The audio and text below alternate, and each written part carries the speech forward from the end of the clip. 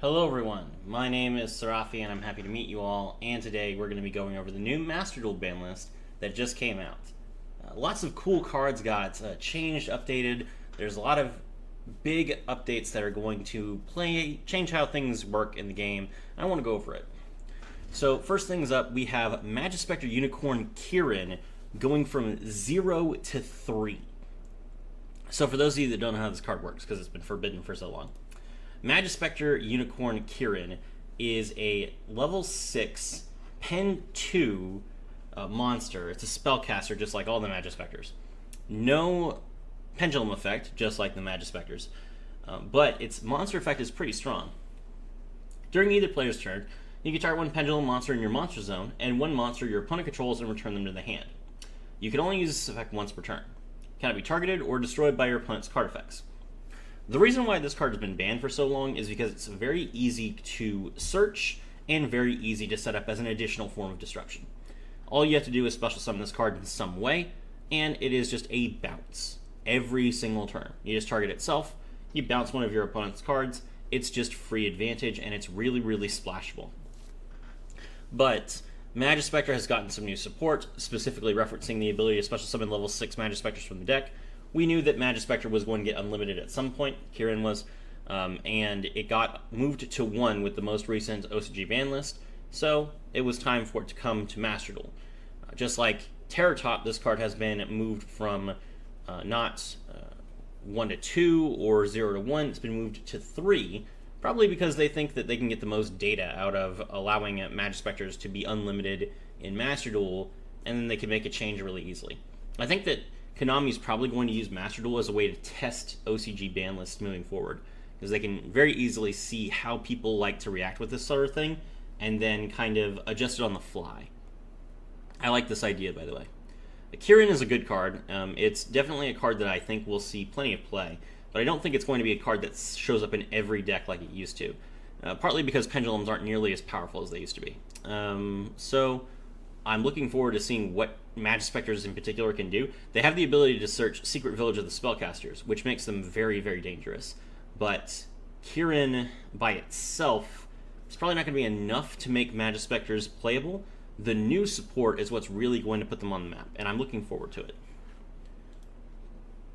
Next up, we have Kashtira Birth, going from 2 to 3. That's fine. Kashtira has like 8 cards that have been limited, so putting their one spell card that has a once per turn effect to 3 is fine. This should be not that big of a deal. It does allow Kashtira to essentially get a free Monster Reborn effect every turn, and then they also get to normal summon their monsters without tributing, but they can't play the game without this card, so having it limited was kind of a difficult thing to deal with. It just basically made it so that Unicorn was kind of like the most important card in the deck, and Unicorn is limited to 2 as well, so that really made Kashtira, pure Kashtira, really difficult to play. And I feel like they have power crept Kashtira enough at this point that Kashtira can start to come back. I'm looking forward to this. Yat Gasu is going from 1 to 3. Now this is very surprising. So yeah, Yata got unlimited or unbanned a while back, and a lot of people did start experimenting with Yat Gasu, and I've seen plenty of Yata locks since then. But Yata going from 1 to 3 is not that big of a deal. Not nearly as big a deal as it going from 0 to 1. It's not hard to search this card. It's not hard to get it out. So having 2 additional copies in your deck isn't nearly as game-changing as being able to play the card at all. So they unlimited Yat Gasu to 1. It didn't change the game that much. It just meant that there were more decks playing different strategies, which is good. I think that's a good thing. So yeah, even though Yata Lock is kind of toxic, it's still a different form of interaction than other forms of interaction that we have in the game. I don't see a problem with people being able to play it. So putting it at 3 just means that people will be able to play it more frequently without having to search it with some weird obscure ability. I think that's fine. Tellarknight Teamus is going from 1 to 3. Now this one is the interesting one. So Tellarknight Teamus, for those of you that don't know, is an Xyz monster that allows you to skip your opponent's turn. And it's not difficult to do. Once per chain during either player's turn, you can detach 3 materials from this card to special summon from your extra deck. One Xyz monster that is 1 rank higher than this card except a number monster by using this face-up card you control as Xyz material. And you can detach 7 materials from this card, skip your opponent's next turn. There's like a very specific line that Constellar Teller Knights can use to rank up into like a rank 4 with 4 materials, and then they use that to rank up into Pleiades, and then they'll use Pleiades with 5 materials to rank up into Ptolemy M7, and then there's like a spell card that they can use to rank up Ptolemy M7 with 6 materials into Teamus. So that's fine. I mean, yes, it's a very, very good effect to be able to skip your opponent's first turn, but you're ending on a board with a monster that has 500 attack and 2600 defense. You've used a lot of resources to make this effect work, and it's really vulnerable to hand traps. So, and there's also the fact that being able to do this once is not, like, that's the big thing. Not being able to do it more than once. So, as long as the card is not banned, moving it from 1 to 3 doesn't really change much.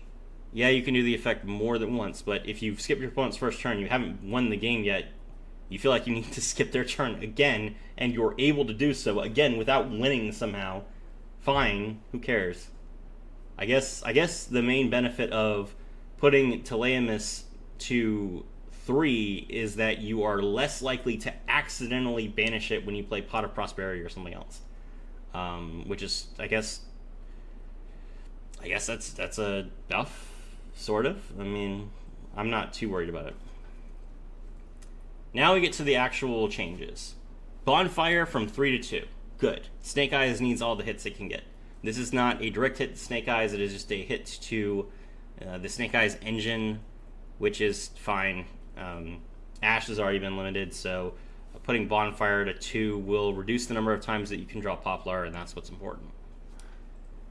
Divine Arsenal AA Zeus the Sky Thunder is going from 1 to 2. This is interesting. I don't think there's any decks that would actually play more than one copy of Zeus, except maybe Pearly and Lyralusk.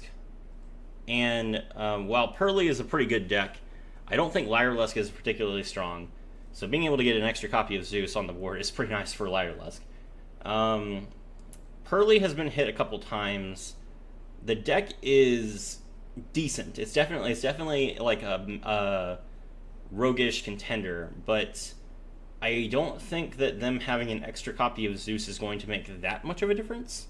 It will give them more reach, which Pearly doesn't really struggle with reach.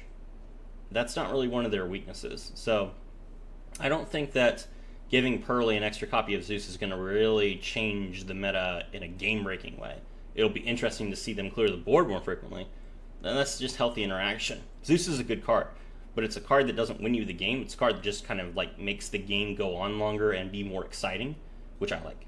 Just as good. Rescue Ace Airlifter is going from 3 to 2. So Rescue Ace Airlifter is, if this card is normal or special summon, you can draw a Rescue Ace spell from your deck. And if your opponent activates a monster effect, you can contribute this card to special summon a Rescue Ace monster from your hand, except Airlifter. Both those effects are really good. This is an easy way to get Turbulence without using its effect to summon itself. Airlifter is a card that you can search with Rhoda. So it's not a card that you necessarily need to have 3 of. If they want to make Rescue Ace worse, this is probably the best target for it, because it's the target that will have an impact without being too detrimental to the people who really like to play Rescue Ace. So I think this is a fair change for Rescue Ace players. I don't think that any Rescue Ace player is going to get super upset that they have to play 2 copies of Airlifter instead of 3. Next up, we have Pearly going from, Pearly Lee. How do you spell it? How do you pronounce this card? Pearly Lee. Going from 3 to 2. If this card is normal or special summon, you can add a Pearly card from your deck to your hand except a quick play spell. You can target one Pearly quick play spell in your graveyard. Special summon a cease monster from your deck that mentions that card by using this card's material. And if you attach that spell to the special summon monster, this is treated as an cease summon. This card draws you My Friend Pearly, which is really, really good. No one's denying this card is not a good card. And of course, there's only 2 main deck Pearly monsters. So taking this down to 2 essentially takes you from having 6 starters to having 5, along with your 3 copies of My Friend Pearly. That's significant. That's a very big nerf to Pearly. I don't know that this is really warranted. again, like, Pearly is a good deck. I'm not saying it's not, but it's not Snake Eyes. And it feels weird that we're hitting decks that aren't the most powerful, obviously strong deck. Like, do they really think that taking Bonfire to 2 and putting Rescue Ace Lifter to 2 so that the Rescue Ace Snake Eyes is worse when Snake Eyes Fire Kings is the best deck? Do they really think that they need to draw Pearly down a little bit just to make sure that Pearly doesn't take over the meta? I don't get this change. It's not. Yeah, I don't like this. I don't think this is a good idea. I think Pearly should stay as powerful as it can be so that Snake Eyes players have something to be afraid of. Alright. Stun Unlimited is going from 3 to 1. This is fine. Stun is very, very powerful now that Horus is in the game, so we should let Stun exist, but Stun should be not nearly as good because they have monsters now. So, Stun Unlimited, card that we can just go ahead and safely limit to 1. And Kaiser Coliseum is now forbidden. Again, very, very good. Horus is just like the best engine Stun could ever have gotten. And there are so many Horus decks that play just pure Stun. And it's kind of sad because Horus is a really cool idea. There's just not enough generic Rengates for them to make like good use of. So they just play Toxic Stun with their ridiculously powerful defense effects. Yeah, no, Kaiser Coliseum definitely is not a card that we need in the game right now. So I'm fine with it just being gone.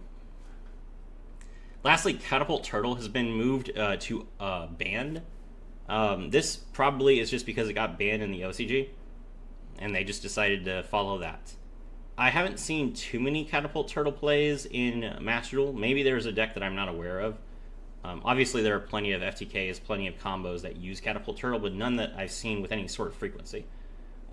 So I might be out of the loop on what high-level players are doing with Catapult Turtle right now, but it doesn't seem like it's that frequent. So it's fine this card gets banned. It's not a card that is good for anything other than toxic FTKs. And you know, I like FTKs, but a lot of people don't. And FTKs are kind of a detriment in a best-of-1 format. So not a problem with this. It's a good change overall. Yeah, so for the most part, other than the Pearly hit, I feel like this ban list is a very good thing. Snake Eyes does need to be toned down a lot more, but I don't want the Fire Kings cards to get hit, because actually I think pure Fire Kings is pretty cool, pretty fun. It's like Salamandrates, and in that it has like really cool interactions with cards like Promethean Princess and Amblo Whale that other decks don't necessarily have. So it's cool to have all these like really powerful fire decks that interact with the cards in different ways in the meta at the same time. That's interesting and fun. And it's also good for other players besides the fire players because they know, they have the same ability to counter cards like Blazing Hita and Promethean Princess and Amblo Whale. If they're stacking it against one deck, they're stacking it against the other decks without even trying. So it's good to have a little bit of like this kind of like, how do I put this? Like it's a diverse meta, but it's a diverse meta that's playing the same cards in different ways. So that makes it really easy for people to play around it while also making it more fun than just one deck dominating. So I like the meta right now. I'm having a lot of fun playing Master Duel, and I think that these changes are pretty good. Let me know what you think in the comments below. My name is Serafi, and I was thrilled to have all of you with me.